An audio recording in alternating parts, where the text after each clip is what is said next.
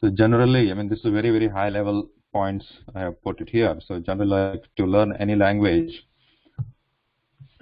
we need to know about the background of that language, understand its importance and why we are studying, what is the benefit to me.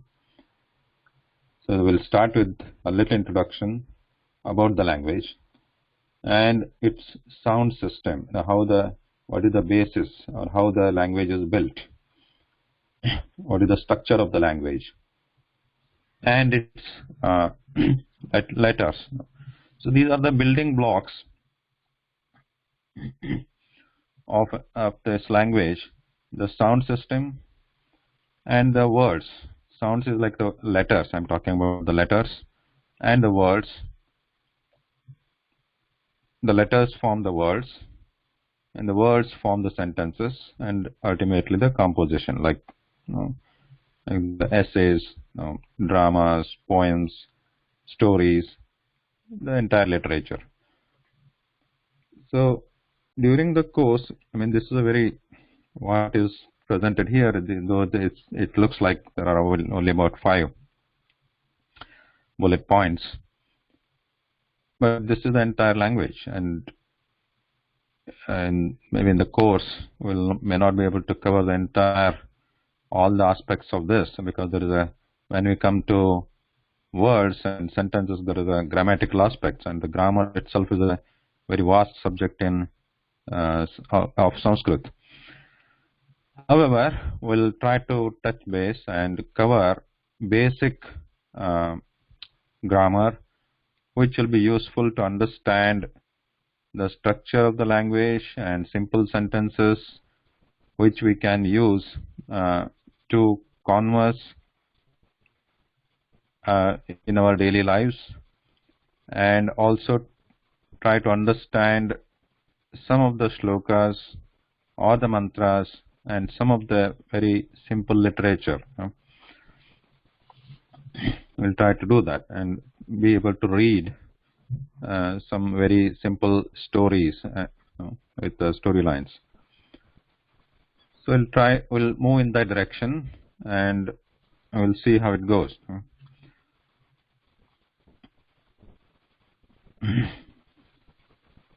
So to give a very, very brief introduction about Sanskrit language itself, what is Sanskrit? The word Sanskrit means a perfected system. Just to keep it short, it can have many meanings, but to keep it short, it means perfected system, or a refined system, or a well prepared or well prepared structure kind of thing. The Sanskrit originated in that, the language originated in that, I mean, it's one of the most ancient languages. It originated, and there are different opinions, but generally in the Indian subcontinent, and it has relationship somewhat related to other languages in the world, like Greek and Latin and European languages.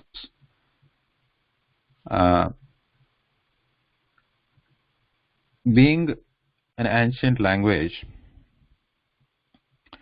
as someone mentioned, it is rapidly deteriorating. That is true, I mean, because of various reasons. And at one point of time, and how old it is, that is again a topic for research itself, and many people have done that research, and they have come up with different, very widely varying timeline for this, the origin of Sanskrit, because the ancient text that is known, the most ancient text that is known, that is Rig Veda, itself dates back to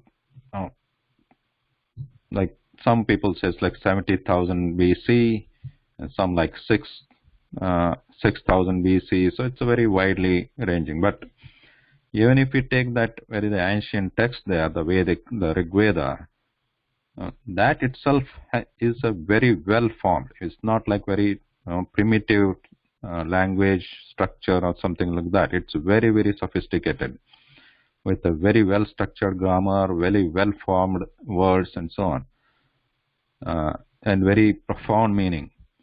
So, if that ancient text has that kind of profoundness and well structured, well formed, the origin of the language itself is it's unknown actually.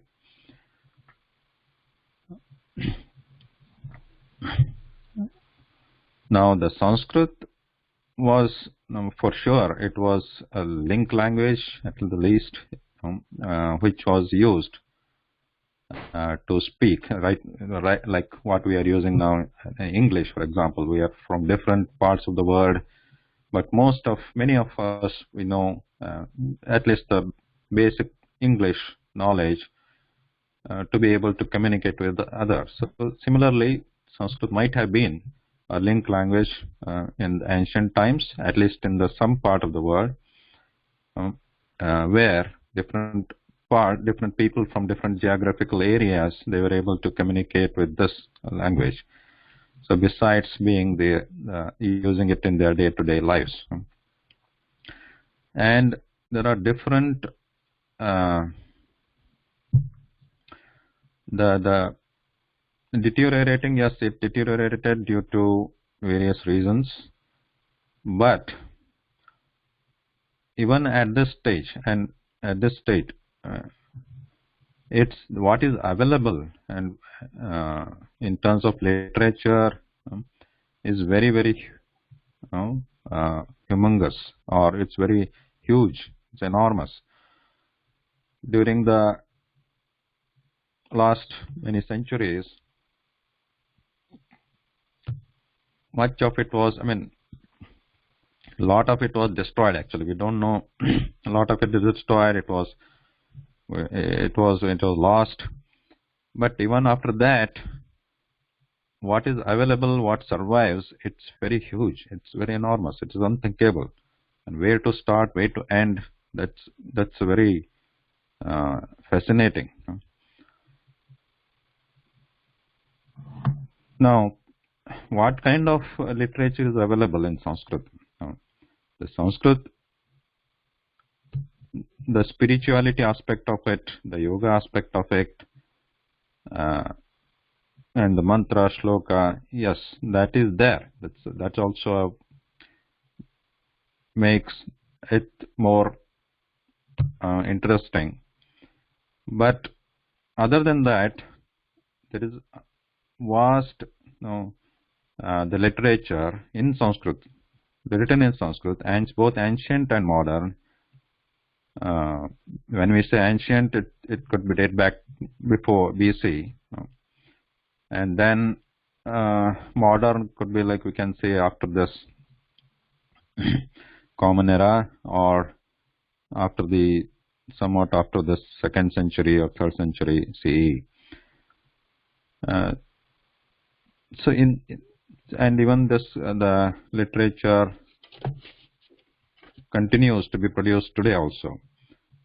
So even in the ancient times also, the literature is available in various subjects, like be it technical or different poems and different subjects.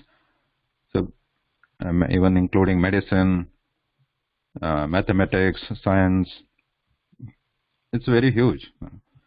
So in all types of literature, all types of subjects, we have this literature available, and it continues.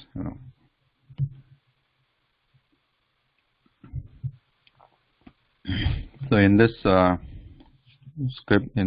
slide, I have written only, like, there are some video clips available on YouTube, so I can send it to you later. You can watch. And the third one, especially, it's like a funny one, where it gives an overall quick, like, overview of Sanskrit by somebody, and talks about how difficult and how fascinating both.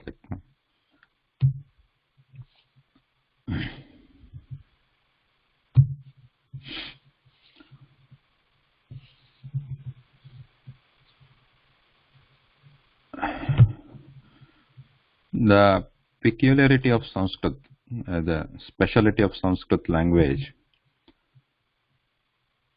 is that, like other languages, most of them what I have heard or what I know, they the name itself indicates name of the language indicates the region from where it originates. Like no, like some Hindi means it originates in that Hindi speaking or Hindu belt of India. And similarly, we have the regional languages in India. They all have their own names, which indicate from what part of that country they originate. Similarly, we have this Chinese language or Portuguese language or any other language, which usually indicate from what place they originate. But Sanskrit has a different name, which the name itself suggests that is well-formed or well-structured language, which somebody said it is the language of gods, which is also called Devavani, or the divine language, which also could mean the universal language. I mean, because how it is structured, the scientific basis, the logical structure it has, based on that, the name is very apt there, like the Sanskritam. Yeah.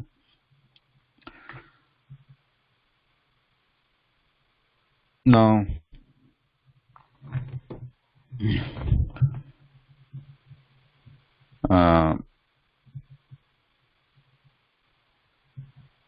the sound system, let's start with that.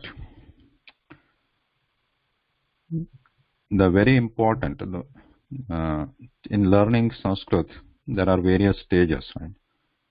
To learn a language,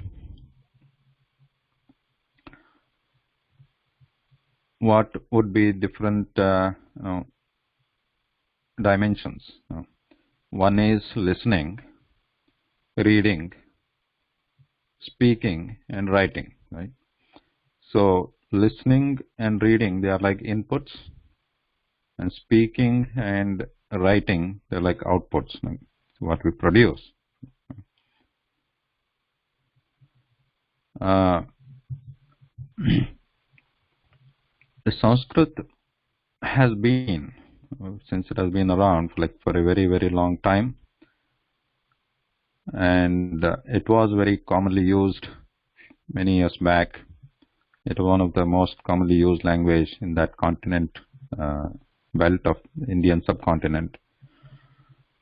But after that, it lost its currency, and now it was relegated to very scholarly use, or just this kind of scriptural use. However, it survived, probably because of its tradition of passing it from generation to generation orally.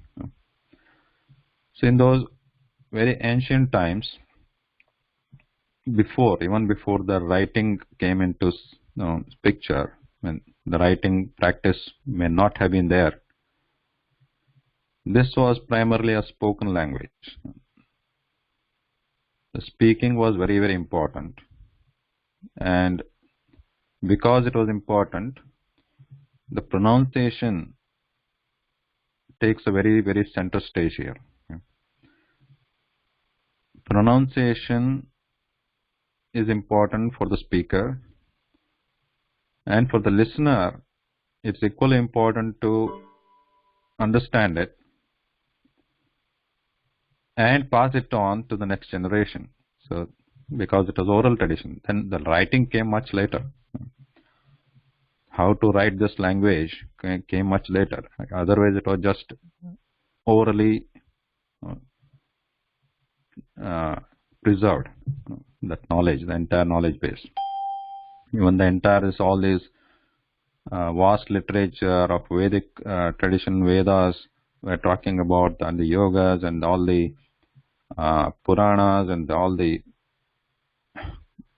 different books we have, and even the grammatical compositions, they were all preserved orally.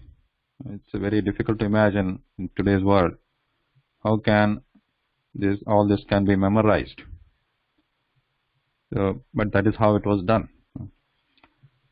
And actually different parts of this different knowledge base, like Vedas and uh, the scriptures, they were all taken up, or they were the responsibility of different groups of people to preserve them and to practice them.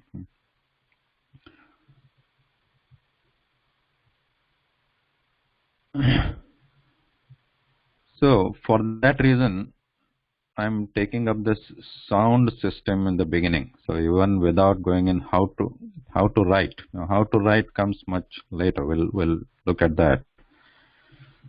But how to write is a different. It doesn't is not that important. I mean, as important as the sound, understanding the sound system or how to pronounce the sounds in this language. Okay? Because the entire language is based on sounds.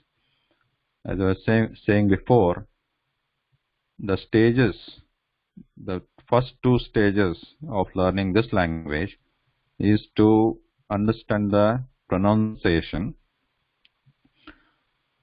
That itself is a branch of study. And secondly, after that, to understand the grammar. That is called Vyakaranam. The first is pronunciation. The next is grammar. To understand the words, how they are formed, formation of the words, and their etymology, how they originated. So in many other languages, the origin of the word is mostly lost. Like when we stand or sit, when we say like the words like stand or sit or go, how it originated, it originated in some other language, probably, and now it has come to now we have come to know that this word, particular word in the language means this, it has this meaning. But in Sanskrit, not so. But most of the words, 99.9% of the words in Sanskrit language, even today, they retain their etymology within the language, and it's very clearly defined and very clearly preserved. In fact, these have been the origin, etymology, and the pronunciation and the meaning. They have been for most of these words. They have been analyzed. The many theses have been written. So it is a very living tradition. Though it looks like nobody is using it nowadays, but fortunately that has been preserved like this, through the intense discourse of how to preserve this. What is the etymology? What is the origin? What is the logic behind it? Whether it is right or wrong? These kind of debates on even at the word level, even at the sound level, they have been going on for generations, years, and that tradition has kept this beautiful language alive in that sense. So to understand the sound system, now this is the first very important step we have to cross, we have to climb. Uh, so many students, many people, they come from various backgrounds, even within India. I'm not talking about from international platform, but from within India also, they come from different regions. They speak different languages, and they have their own accents and the style of speaking, a style of uh, uttering a particular sound. But when we come to this language, Sanskrit, how to pronounce a particular sound, a letter, is very precisely defined. And that is what we are going to study first, because that is very important. Before even we attempt looking at the words, some of the words, and trying to recite or say some of the words or shlokas and mantras and so on. It's very, very important, crucial to understand this very clearly and practice it and know it, how to pronounce these words, sounds actually. So I'm avoiding to call them letters, because I'm calling them sounds, because the focus is not on writing actually here. The focus is on pronunciation, and the different letters of the Sanskrit alphabet, they are all sound based, very logically arranged. So let's try to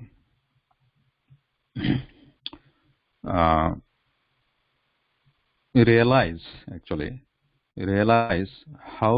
what are the sounds in the Sanskrit alphabet and how they originate, and how to pronounce them. Let's try to realize and try to do some experiment with it.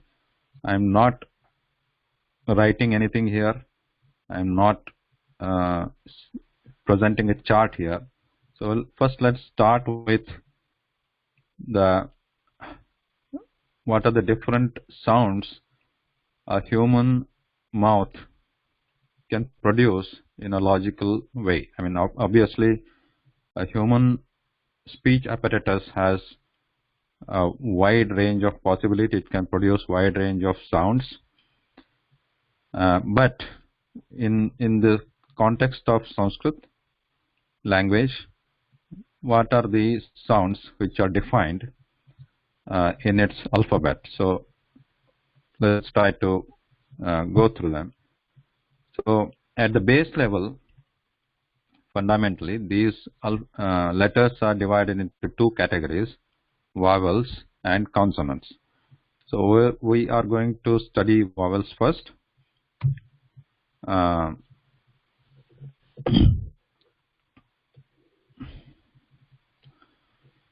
So here I have written some English words, and let's try to pronounce them. Okay.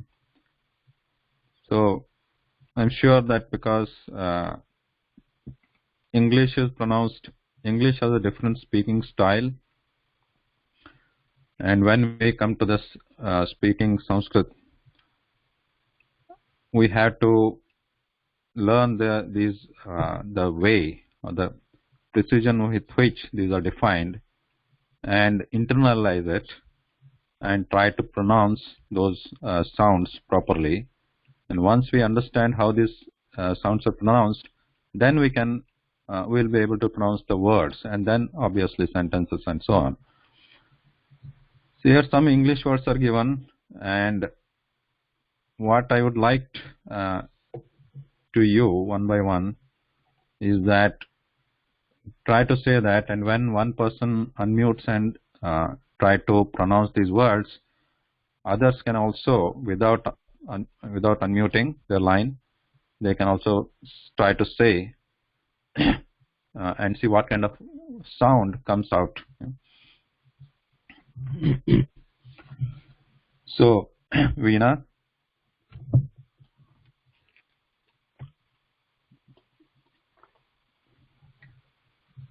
Yeah.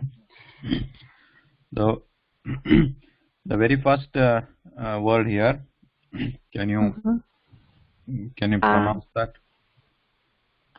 America. Yeah, America. And this one? But. Yeah. So here, everyone, so try to focus on when you say America, how do you say right? America. Or when you say but, that middle that syllable or the sound which comes in between that but, or in the beginning of America, so that sound I would like you to focus on that, America. From where, and think of Veena, can you think of from where that in your mouth cavity, oral cavity, from where that sound is originating, and uh, what is here the two things are important: the origin of the sound of that syllable of the sound, and the position of the tongue in your mouth. The position of the tongue in the sense whether it is relaxed. I'm trying to draw the tongue here. And let's say this is nose, and so this is mouth, and this is the oral cavity, and this is the bottom of the mouth, and this is your throat. Okay. Very primitive skills here. Okay, so this is your top of the mouth inside, let's say, and this is the tongue. And when we say America, that first sound it's in the mouth before the throat. Right. So and what about the tongue? The tongue, is it curled up, down? No, it's relaxed. Yeah, it's relaxed. So that's what we are going to designate the sound with sound. Sound, the position of that sound is the throat, or the base of the throat, or the base, very base of the behind your tongue. And as you say that out of that America, just to say that of America, then your throat is relaxed. Also, your tongue is also relaxed. Tongue is there's no angle, there is no curling, nothing. Everything is relaxed. And the lips are open. Bit open. Okay? Yeah. Little bit open. Not widely open. Little bit open. So there are three things we are talking about. One is you're relaxed. The throat is relaxed. Tongue is relaxed, straight. And the lips are slightly wide, slightly open. That we all know that. So let's write that. Let's give it a symbol here. For this sound, we'll give the symbol like this. I know in English this symbol means A, right? A.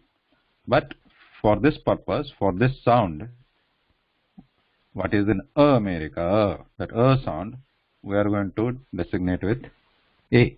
This symbol. We'll just call it a symbol, symbol. The script used to write Sanskrit, because it was again oral tradition, the writing came much later. There were many scripts used before to write Sanskrit language. Many scripts, and even today also different scripts are used, but one particular script has become standard nowadays to write Sanskrit language. That is called Devanagari. But we'll come to that Devanagari writing a little later, maybe in the next class or after a couple of classes. So that is a different topic, how to write Devanagari, how to write the script Devanagari. But it doesn't stop from others using their own symbols. These are just script is nothing but a graphic symbol to represent a sound. So technically we can use any symbol to represent a sound of any language. So in this case, we'll study the Devanagari script, which is used to write Sanskrit in nowadays a little later, which is important to know that, because if we want to understand the printed material, which is again a huge thing, it is good to know that script also. But for today, for in the first few classes, we'll continue using this Roman script. This is actually the English language uses the Roman script. So we'll use these symbols to represent the sounds which are in the Sanskrit alphabet. So the first one is America, which, do you all agree? Anybody has any questions on this, of this, the sound in America, the sound in America, or sound in but? I'm sorry, so which symbol are you using? The A? Yeah, A symbol. Lowercase a. A lowercase a. Thank you. Yep.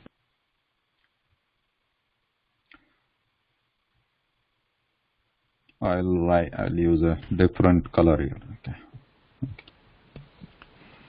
A lowercase a, I'm using it for the sound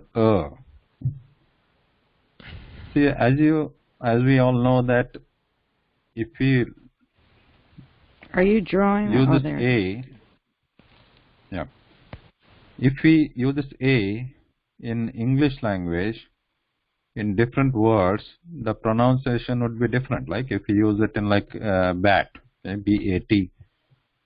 So here the pronunciation of this sound, the same symbol, is a different a, like bat. But in this word, America, its pronunciation is different. America.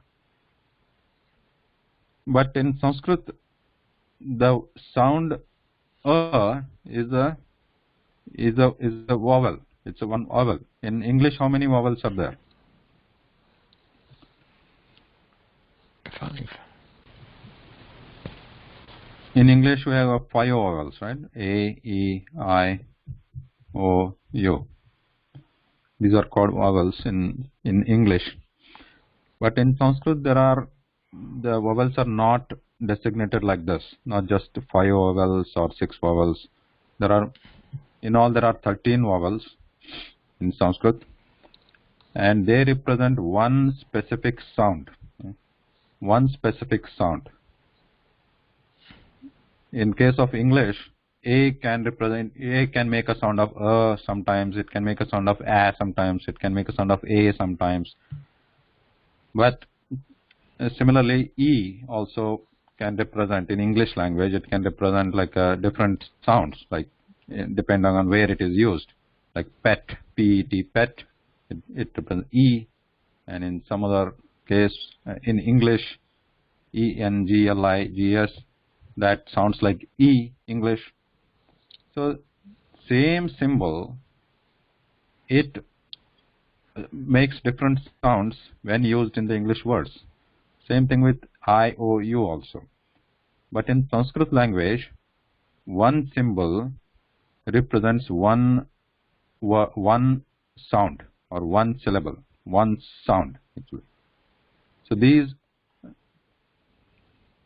this sound I'm talking about is a first sound, is the very first sound in Sanskrit. So for that I am putting the syllable here or the symbol here A, or the lowercase a.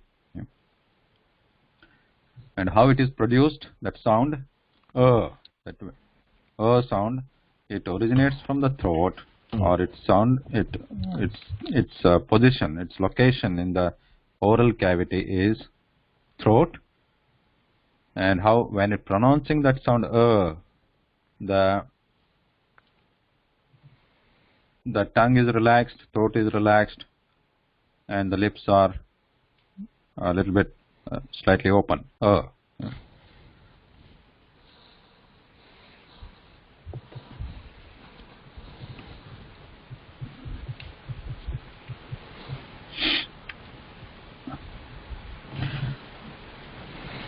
Okay, so Shara, Aruma, can you also pronounce the next word on the list here? This word. Father. Yeah. Harm. Yeah. Father. Harm. Correct. So when we say father, so I would like you to focus on that ah sound in father. Father. Father. Yeah. Harm. or. So the next sound or next syllable or actually next letter in the Sanskrit alphabet is A sound. Yeah, first is the sound, next is A sound. So again, A. So when we say A, again think of where that location, the sound is coming from. And what are the position? Yeah. And what is the position of and how is the what is the lips formation and the tongue?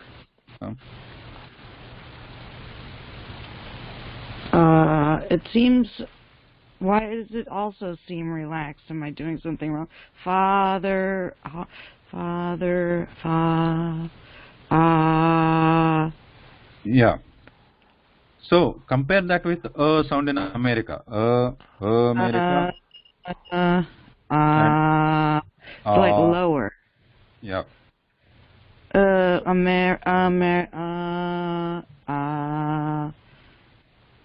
It's lower. Yep, perfect.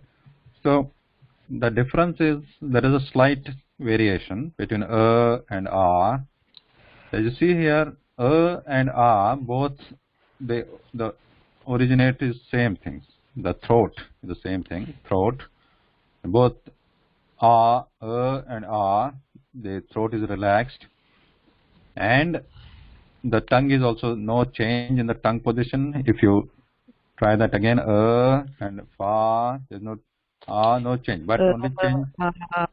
Right, they're both relaxed. Yeah, and the lips are widely apart now. When we say You're wide open. Wide open. Right. When we say they are open a little bit. Open wide, very wide. Very wide. So now how to write this? Now how to represent it in a symbol, this sound? Yeah. That's a question. Now is there any Roman symbol in Roman script to write it? Yeah. We'll have to come up with some kind of writing or a script for that. So I will use this symbol, okay? Uppercase A for A.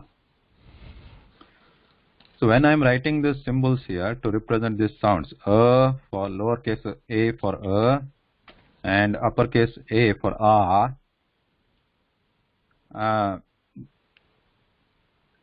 these are the symbols I'm using, but I'm not making up these symbols on my own. I mean, these are not randomly I'm making up. These are actually there are some standards internationally. It's for transliterating. Transliterating means without using this the standard script of Devanagari, which we'll see later, because you need to know the script and you need to practice also. We'll come to that, but just to be familiar with this kind of sound means this. There are some standard transliteration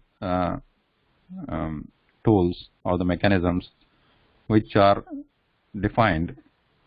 So one of them is like this. One of the transliteration methods. Transliteration means I think you know the representing the sounds using a script, especially the foreign script. So there is a transliteration standard which uses these kind of symbols. The lowercase a for and uppercase A for A. So in many of the books you see these transliteration sounds, these transliteration symbols, and later on I will send you a link where there are websites which provide this transliteration. But this is just for initial purpose, like initially to just understand without focusing, without worrying about the actual Devanagari script. But eventually we are going to switch to Devanagari script. And only use Devanagari script. Sorry.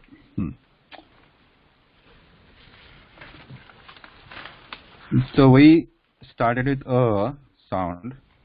So is everything is relaxed. Your lips are relaxed, slightly open, throat relaxed, and tongue relaxed. So that's a very good way to start. Everything is relaxed, right? Very good way to start a day or pronunciation or learning anything. Oh, yeah.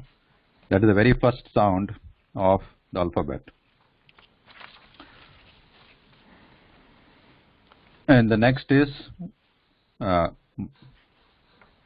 lips wide open, mouth wide open, say the same word, ah. That is ah. And then the next we have on the list here is, the next word here is pink. Stephen, you want to try that?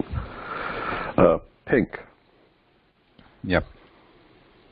And the next one? Wink. Yeah. So in that pink and wink, to focus on that E sound. After the first syllable P, there is I, right? I. So how does that I sound like in this word? It's. I guess my The mouth I. is wider. Yeah. Pink. Pink. In this word, it's pink. Pink. In wink. Pink. Yeah. Wink. Yeah. So compare that with in America, and when you say wink, it is sounding like E. So just to try to say E, right? In the wink, that I is sounding like E. So can you say E separately? E. Yeah, E. So when you say E, compare that with the sound and how the throat feels like when you say and E. Throat, tongue, and the lips. Again, these three things: throat, tongue, and lips. Compare that and E. First, the throat. Is it relaxed compared to or is it like bit tense? E. E. Is a bit contracted compared to or ah. Is not that relaxed. E is little bit stress at the throat.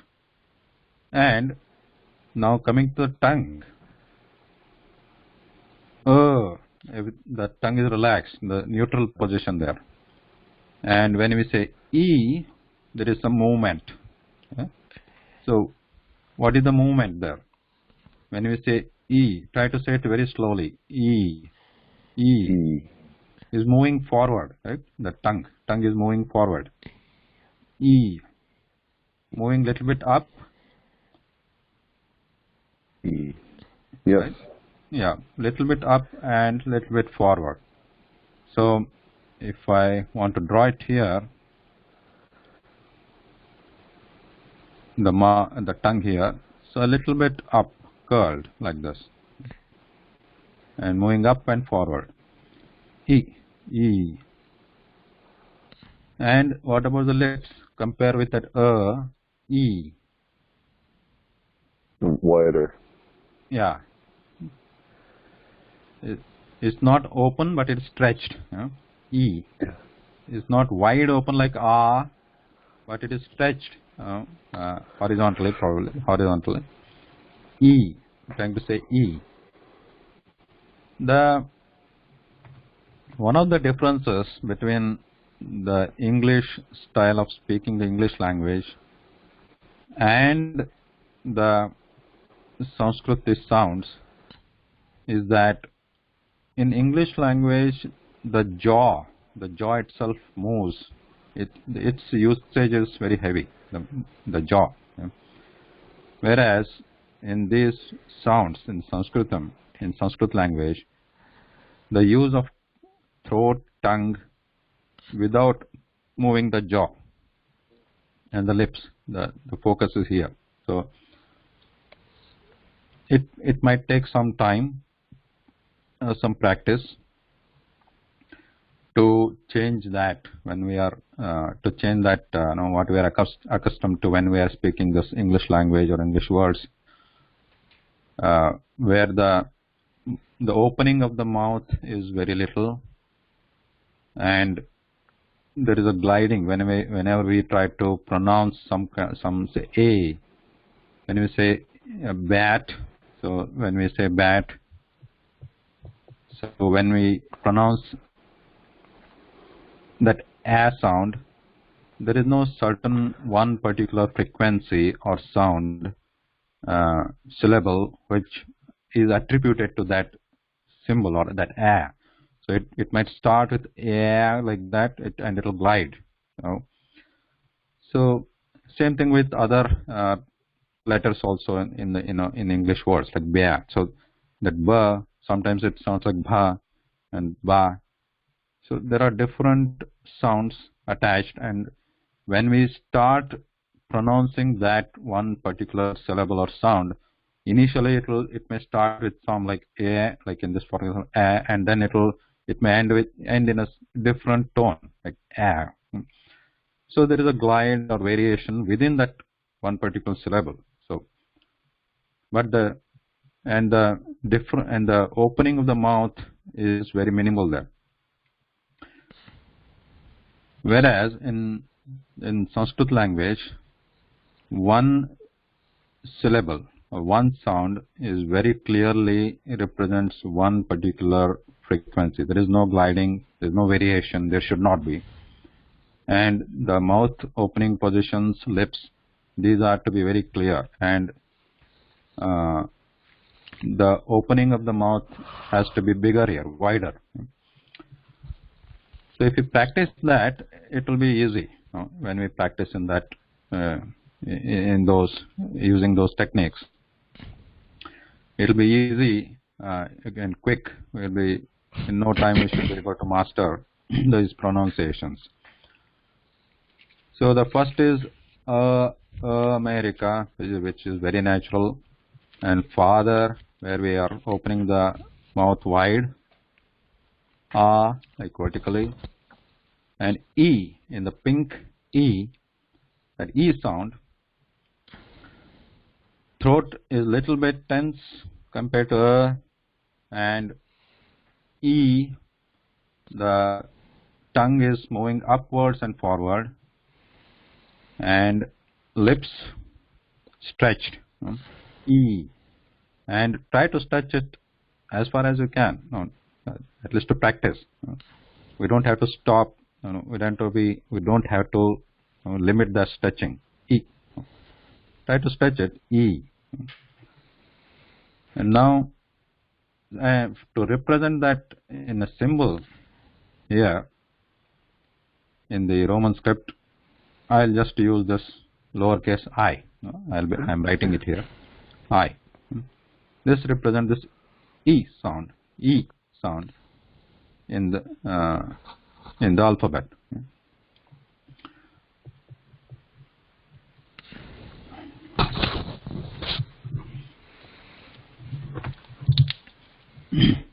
Now moving on to the next sound.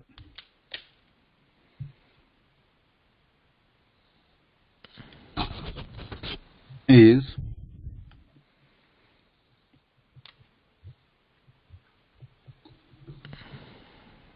Dev Chandra, can you pronounce these words for me? The first one is feet and beat. Yep. So again, comparing this with the previous word pink and seat or beat, so there is an elongation here. Compare that E sound in between seat and beat. Beat. Compare that with the previous word pink. I mean, these are again approximations. Like when I say E, and it resembles the E sound in pink. All these are approximations, because various parts of the world, the same English language speaking may be slightly different, and the sounds which are produced which needs to be produced as part of the Sanskrit alphabet, they are precisely defined. I mean, these what I listed here, the words, these are the sounds in those words are approximations of the sounds in the Sanskrit alphabet. So pink and seat and beat. So compare that E sound which comes in the middle here, the seat or beat or peep. The peep is another, or peak. So see that the middle E sound. So as you see that it is elongated. It needs more time compared to the previous E in the pink sound. E sound in pink. So peep, when you say pink and peep or peak, that E in this peak is elongated, or it needs more time, but the throat, tongue and lips have similar posture as we utter E in pink, correct? So when you say pink, that E, or E in peep or peak or beat, the tension there in the throat area is similar to E sound, short E.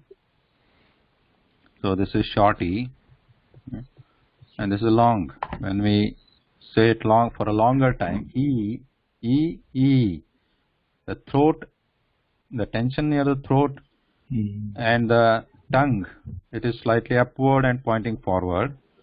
The lips stretched wide open. E, so we are just taking more time, staying there for more time while saying the same sounding, pronouncing the same sound. So that is the next letter in the Sanskrit alphabet, the long E. So we have the first one is short sound, like America, sound, America, short and then we have father, sound, that is a long, this is long and this is short. So this and basically they have the same position of throat and tongue and the lips. Only the mouth is wide open and we are staying a longer period on when we say Similarly, when we say E and E in the seat or peak, the throat, tongue and lips, they have the same position, similar posture, but the duration is different. The duration to pronounce or say it is different. Here we take less time, short time, E, and here we take more time, E, elongated. Usually long means the double the time what we use it for the shorter version of that sound. So double the period, and for the short E, when you say E and double that duration, it becomes E. And we need a symbol to write it. So writing is just a way of communicating to other person. Like when the person can't hear us, we use some symbol. We need some symbol to communicate. That is a script. So to represent that E, long E sound, I use as part of the transliteration standard the uppercase I, uppercase I. So I can write it here to be clear.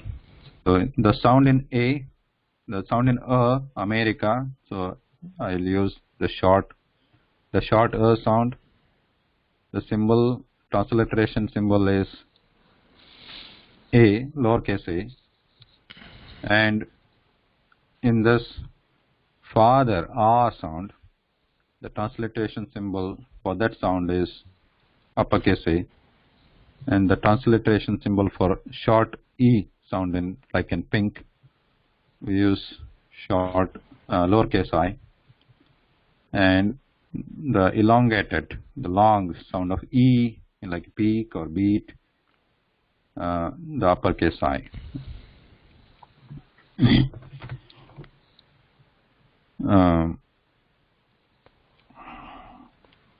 I think I missed one word here. Let me write it. The next word is here. Let's say put.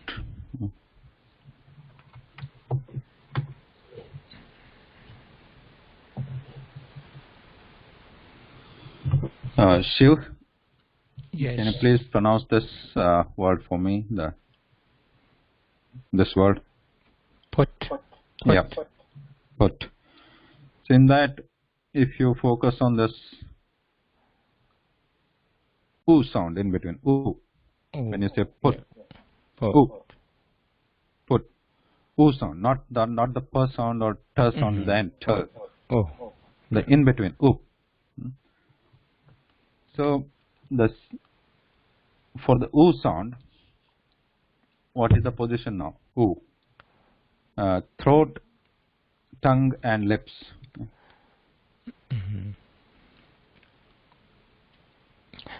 So the tongue is more tense here Yeah. than previously. Throat. What about throat? The throat is oh. Oh. Compare that with the previous E or E. was relaxed, and E, when you say E, a little bit contracted, that E tense. Yes. E. And oo. Oh. Oo is Still also a bit. similar. Yes, it's somewhat still tense, I Yep. would say. Yep. But the song is probably coming more from the palate, sort of. Yeah. So is there A any little. So is there any change in lips, posture of lips? No, the lips is pretty much open, but not that wide. Correct. So, but they are more like a rounded now. Okay? Yes. Yeah. So that is the difference. So when you say oo sound, so how it is what is the characteristics, or how it is characterized, this sound? The sound is, the throat is tense, similar to E, is not as relaxed as we say in America, like in pink or seed, it is tense, similar to that when we say put, oo, oo. Yes. And but the tongue is bit tense. So, but here the tongue, when we say tongue, it is neutral kind of thing. It's not like when we say E, there is some movement. There is some movement when we say E. It's some raise. It raises when you say E. What did I do? What happened here? Something.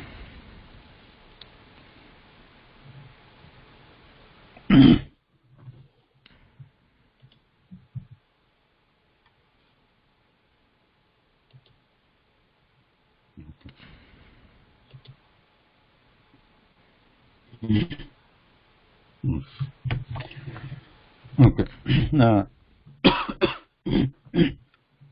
Excuse me.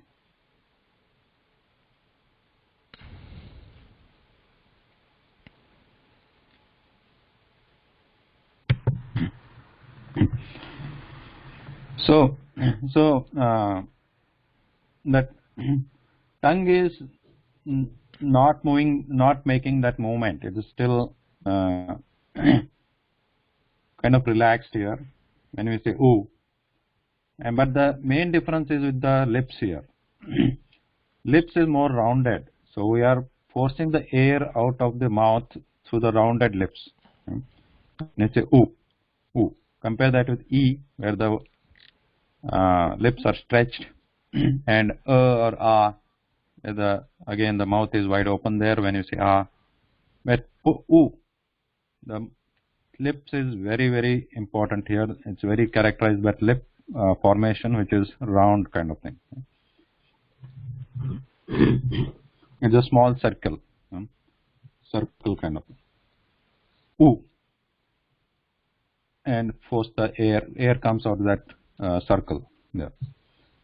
That's how the oo is characterized. Put. Just for the sake of time, we are going to close now. But just the next one is boot or pool, which is the elongated or the version of oo sound. When we in the boot,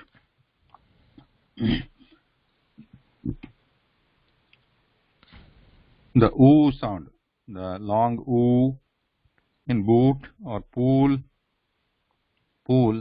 oo sound in between is the elongated or longer version of this short oo. So pool, ool, oo, that. So same posture like oo, small circle, lips small circle, throat a little bit tense, tongue relaxed, and force the air out of that circle formed by the lips. Oo, but stay longer there. Ool, like in the when we say ool or pool, longer version. So the difference between this oo, short version oo, and the long version oo is the duration. And we represent in this transliteration scheme, let's represent with a lowercase u, lowercase u and uppercase u for long u, long oo, uppercase u. Okay, so I think let's stop here. So far we studied this 1, 2, 3, 4, 5, 6 base sounds here. E, U. These 3 sounds which are approximated by these words which are shown here. And rest of the vowels will continue, rest of the sounds will continue studying in the next class, in the next week. Alright, so if there are any questions, you can ask now, or you can also email me. Otherwise, we'll close for today. Thank you so much. Thank you all. Thanks for attending. Thank you. Thank you. Thank you. Thank you. Have a good day. Thanks. Thank you.